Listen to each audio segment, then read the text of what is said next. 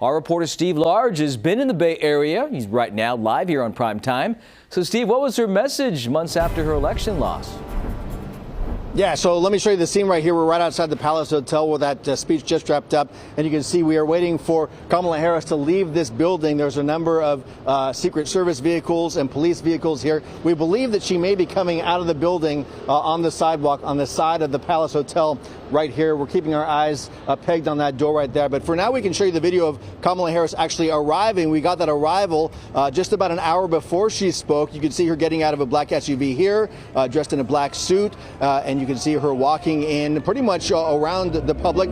No one really realizing that it was in fact the former vice president who was walking through the doors right here. She was speaking about Donald Trump's first 100 days as president in this speech, painting a very stark picture of the country right now. Here is some of what she had to say.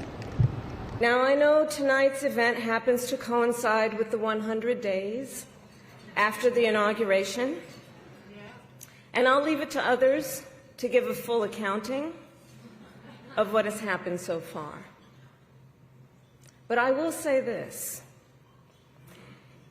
Instead of an administration working to advance America's highest ideals, we are witnessing the wholesale abandonment of those ideals.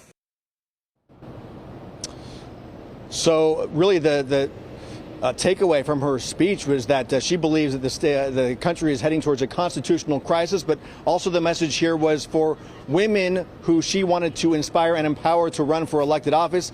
One of the big questions out of this speech was, would she talk about her own future? Will she be the next candidate to run for governor of California, or perhaps run for president once again? That was something that people were trying to read the tea leaves on. She did not touch that subject in that speech, about 15 minutes long, Tony. Yeah, it wasn't a super long speech, but it seems like she was pretty fired up when she was giving her assessment of President Trump. So is the prevailing thought that she's going to be doing more of these speeches, Steve, as she looks to see which pool she's going to dip her toe in next?